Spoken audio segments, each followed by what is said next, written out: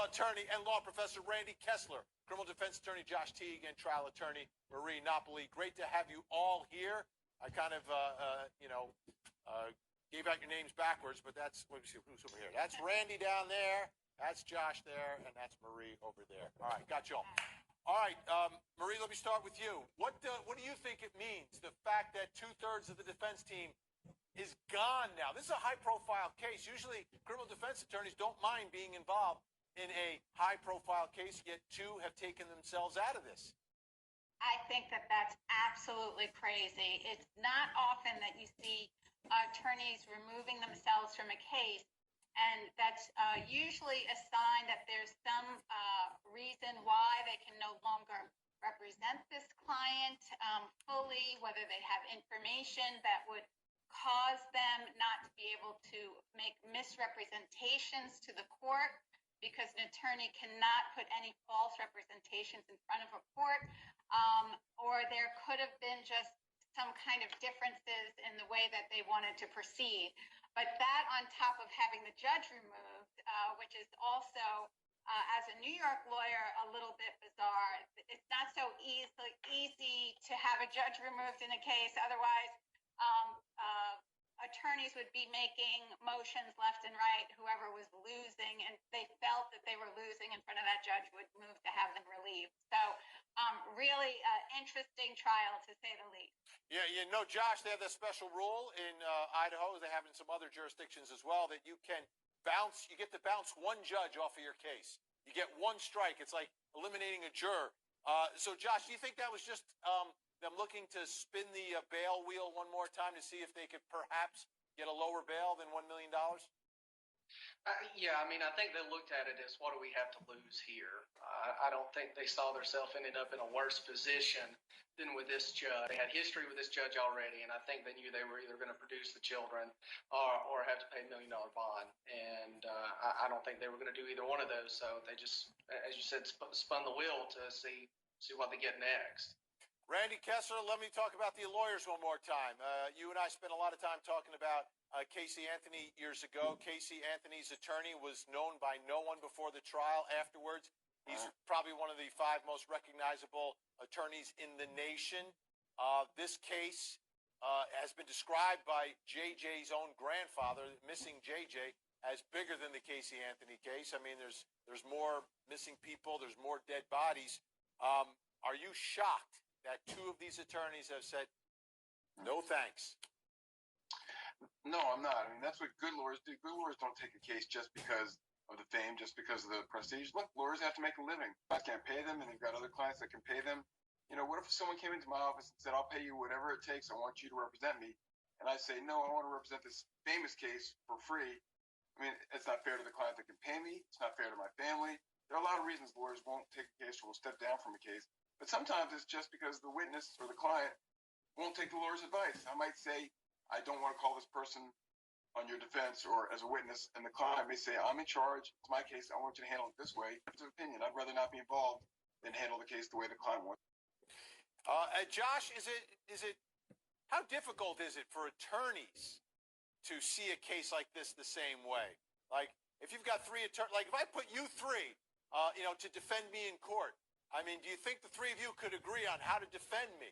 I mean, to me, that seems like that could be a challenge in and of itself. Well, you know, that can be difficult, especially if the client is hiring 3 random attorneys. They're calling up 3 people that they found on Google or that they got referred to. You know, typically when we work with other attorneys, they're people that we've recommended or we've chosen to work with. You know, if a client comes to us with a really big case, or it's a case out of our circuit, maybe we call somebody that we know, that we're friends with, that has a better pulse on that circuit, or with a certain judge, or that we think may appeal to a certain demographic in a trial.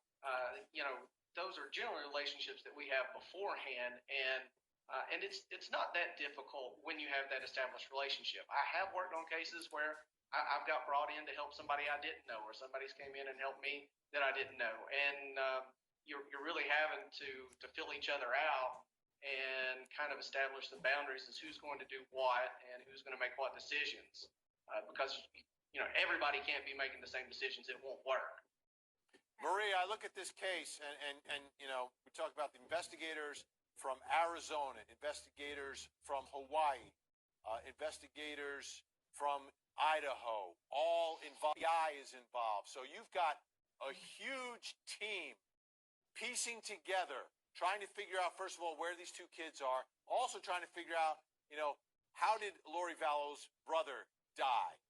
What were the true circumstances surrounding the shooting death of her husband? What are the circumstances of the death of Chad Daybell's wife? I mean, all these investigators working on that, and now you've got one lawyer for Lori Vallow. Is that lawyer? He may be the best lawyer in Rexburg, Idaho, but is there a chance he could be overmatched in this one? Well, that's always a possibility. If I was her lawyer, I would be looking for a co-counsel that would complement my services. I'm sure that the attorneys who left the case were doing different jobs in the trial than he was doing himself. So I'm sure he has a support team, and maybe he'll try it himself. That would be fine, but needs support. And there's a lot more when you're at trial than just the attorney standing up before the judge. You have a whole team of lawyers reading through documents, preparing exhibits for you, helping you with the openings. Though his name's on it, I'm sure he's not the only one. Randy, the one thing that we often hear from the defense bar is that, the FBI, you've got state investigators, everything, they have bottomless resources. But at the end of the day, doesn't the criminal defendant, just in their little brain between their ears, actually know the truth? Isn't that an incredible advantage that the defense has, that they have access to the defendant's brain? 100%, if their client is telling them the truth. And, when you talk about all these lawyers combining, the Nicey case and the O.J. Simpson case, when you have really good lawyers, they put their egos aside. They listen. And, you can't really learn much when you're talking. So when they sit around and they listen, you might hear something that you never thought of. And it's actually sort of a thrill to represent somebody with another lawyer that I respect, or I might realize what I'm doing is wrong and I need to change my ways. So, that you have a cooperative witness, a cooperative defendant who will tell you the truth and will point you in the right direction. And sometimes they're smarter than some of the lawyers in the case. Yeah, Randy, you are a great friend of mine. I respect your intellect and everything else, but I cannot let it go by when you say anything that a nice thing happened in the O.J. or Casey Anthony case, because everybody watching here knows how those two turned out, and it was not nice in our search for the truth. Just my opinion. You're entitled. Okay, thank you. Can I add to that? Sure. Can I just add to that? I do a lot of civil rights cases, getting people out of jail that have served 10, 20, 30 years for crimes that they haven't committed. I see it all too often, innocent people getting locked up and guilty people going free. So it really isn't always about the truth of the matter. So I agree, there are problems in our judicial system, but it's the best we have. Oh, it absolutely is the best we have. The best doesn't always work out exactly right, and it's much worse when the innocent are convicted. Much, much worse. All right.